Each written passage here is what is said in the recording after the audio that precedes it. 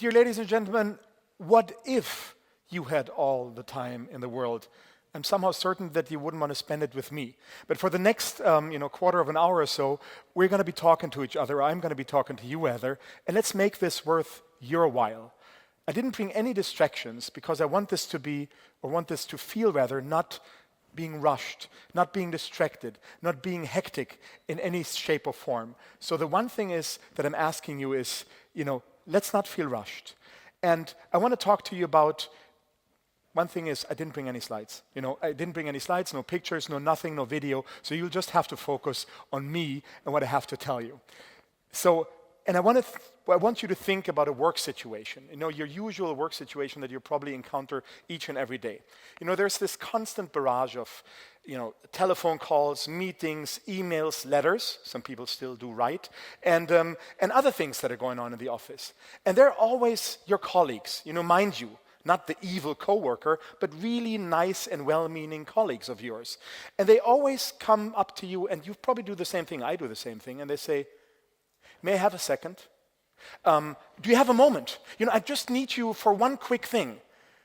But do you realize at the end of the day that it is that infinite number of moment after second after anything that is draining all that energy from you, where at the end of the workday you feel like you haven't gotten anything done because everybody's chipping away from your work time and you don't have that big chunk that you always want to concentrate on one thing for 3 hours at a time. You haven't gotten anything done. And there's a big difference between being overwhelmed by work, being crushed by the workload, and being on top of things, And I sometimes feel that we're living in somewhat hectic times and that we don't give ourselves the time, to experience moments of tranquility and beauty that are so crucial for each and every one of us, for work as well as for our spare time. That is why I want to talk to you about the book that I'm currently writing that will be published next year, and that is called precisely Things Take Time. It's 30 chapters, running across many cultures and disciplines, and it is about the capability and our capacity to think in the long term, to think across generations. I want to tell you one little joke that also made me write that book. Just imagine like a cartoon, and you have two planets. One of them is planet Earth. And the planet that is not planet Earth turns to planet Earth and says, "What's wrong with you? You look sick." And planet Earth goes, "I got Homo sapiens." And the other planet goes, "Don't worry, it'll go away." So the thing is, on the meta level of things, we're only going to be here for a split second on this very planet. We've been around for 200,000 years, and your guess is as good as mine for how much longer we're going to be here on this planet. So my book is not focusing on the pyramids or on the Great Wall of China, all amazing achievements, but they are there to praise the powers in charge. I'm looking for the little things, and I want to give you one example. Think about architects. Think about architects in the northeastern region of England in the 18th century. They were building country houses. And every time they built a country house, not every time they built a country house, but some architects of those architects, you know what they were doing? They were planting seeds. Seeds for trees right next to that house. Why? Because they knew that in 200, 300 years' time, the roof structure of that very country house that they're building would be, disintegrating. And they knew that then those trees could be felled and they could be used to reestablish that roof structure. That is pretty amazing that we have that capability of thinking ahead for so long. Think about the star architects of today. Think about the sustainability of their buildings. Think about the cluttering of cities, of all these Olympic villages, when Olympic Games were being run all across the world. Where are those long thoughts that make these things sustainable? And this is what I'm focusing on. But I want to get back to one little thing, and that is, I was talking about distraction at the workplace, but there's also distraction going on, during your spare time. I'm talking, of course, about social media. I'm talking about the internet. I'm talking about every time you look at your iPhone or you look at, a computer screen. Instagram, all these apps, Facebook, Snapchat, you know what they're building their business case on? They are building their business case on distraction. They're building the business case on getting your attention every step of the way. You know, when I talked about colleagues in the workplace, that's what pop-ups are. You know, they always come and, you know, make you do something else than what you really wanted to do. And that is kind of interesting, that their business case is built on interruption. And it's an attention competition out there, and they're trying to grab your attention. But you probably also have realized, I don't know, in the past year or something like that, a certain backlash going on. You know, there are trolls, there are fake news, there's hate speech, there's all these things going on the internet that, you know, parents will be able to tell you, teachers will be able to tell you, physicians will be able to tell you that somehow there's something going on that is rather unhealthy. And there's even internet entrepreneurs like Tristan Harris, you know, who's sometimes called the social conscience, or the conscience rather, of Silicon Valley. And you know what he did? He just created a company a few years back called Time Well Spent. He gives you recommendations of how to be less distracted, because we feel that this is gnawing away on the mental health, and that is gnawing away on the pillars of our democracy. I'm not arguing for digital detox here. You know, that's digital detox because I'm a fan of the internet, of course, and what it has to offer. I don't know, you probably didn't study in the 90s, but if you did, you might know the term interlibrary loan. You know, if you were doing research and you were looking for a book at your college campus in the library and it wasn't there, they were looking for some library that had that very book that you probably needed only for footnote number 29 in your term paper. It took a week and a half until you got that book. Today you have Google Books. You know, you can sit there and just get that information at your fingertips. But the differentiation that I'm here to make today is that there is a difference between information and knowledge. You know, Wikipedia is fantastic, but it should only be the beginning of the research and not the end. Because otherwise, distractions breed short attention spans, and we have a lack of concentration going on that we can see in our kids. So, in the era of shortcuts that we're living in today, I'm arguing for the detour. In the era of algorithms, you know, that define everything that we're about to see every time we look at a screen, I'm arguing for serendipity. And that, ladies and gentlemen, is where the humanities come in. That is what the humanities are known for in terms of serendipity. One thought I want to share with you was first published in 1955 by the German art historian Erwin Panofsky. You know, he had to flee Nazi Germany and he was teaching at NYU. Later on, he was teaching at Princeton. And he wrote a book in 1955 about meaning in the visual arts. And there he talks about the humanities. And he says an interesting thing. He says, humanists cannot be trained. They must be allowed to mature. That is very interesting, because it is not the reading matter of class 301 that is assigned that you have to feed your brains with. It might be a line of Spencer. It might be a line by Dante. It might be a line by Erasmus of Rotterdam. It might be a line by some cryptic mythographer of the 14th century that lights your candle. That's what he says. It is not your workload. It is when you go out, serendipity, and you find something. And he closes his argument by saying, it is oftentimes where we have no business to seek that we shall find. It is oftentimes that we have no business to seek where we shall find. It is very curious to me that in 1955, Erwin Panofsky wrote that, and exactly half a century later, Steve Jobs gives his commencement speech at Stanford University. That has been looked at on YouTube 40 million times. And you know what he talks about in there? You've probably all seen it. He talks about dropping out of Reed College. You know, the classwork, the courses. Of course, you know, he's a genius. That didn't really, you know, make that much sense to him. But he keeps talking about a single class that he visited on typography and on calligraphy that made all the difference. He wasn't even enrolled in that class.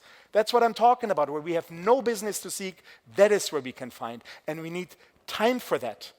And you know, Steve Jobs didn't allow his kids to touch an iPad, and he was limiting the time when it came to social media. But that is interesting, because Steve Jobs said that this class pretty much informed the aesthetics of his first Macintosh computer that he developed 10 years later. So if you look at the amazing aesthetics that Apple is about today, something has to do with that class that he took that he wasn't even supposed to visit. Things play out in time. We're talking about durability, sustainability, perseverance, instead of procrastination, by the way. I'm not giving, lazy people a rain check here. What I'm saying is things play out in time. And now that we looked at the humanities, let's look at companies for a change. I'm working for a great international company by the name of BMW. We think of ourselves, we create fantastic cars, and of course, the customer is key, and we want to provide the greatest product available. And at the same time, if you're an international company, you're doing business, successful business, hopefully, in a rather volatile global environment. You are constantly making decisions for your shareholders, for your stockholders. It is not about the short term, however. No matter how relentless the urge is to make quick decisions, no matter how much you're pushed by your quarterly reports, what happens in the end, and what is as equally important as the product, is the image and the reputation. And that can only be built through time. Do you have any idea what the shelf life of a successful international company is? The maximum average, it's 50 years. When the stock exchange opened, when Wall Street opened on January 4th, 1865, you know how many companies are still being traded today on Wall Street that were there back 150 years ago? A single one. And I want to give you one more example out of those heydays. I don't know how many people know of ice trading or what you think of when you think of ice trading. The ice trade business in the late 19th century was at its peak. You had 90,000 people employed by ice trading in the US alone. It was a multi-billion business, judged by today's money. But what happened with it? It was about getting ice from the northern lakes as fast as possible for the bars in New York and for the hospitals in Minneapolis. But then, lo and behold, somebody invented the refrigerator. So all of a sudden, all that ice trading business went pretty much out of work.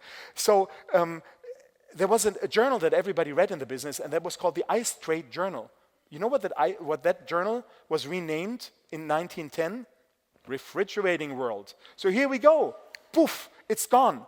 What I'm saying is, when you're in a company, you're working for a big company, you have to heed the words of the German philosopher Marcuse, who said, every future needs a past. And if you want to think ahead, you can, and if you can think ahead, you are also able to adapt earlier, even if a black swan like the fridge comes around. So before I delve into one more story that I want to tell you, what are the takeaways here? We looked at the humanities. Via Steve Jobs, we were edging our way into looking at companies.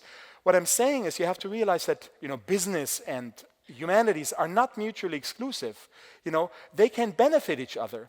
It's not like Kierkegaard made us believe, the life of either or.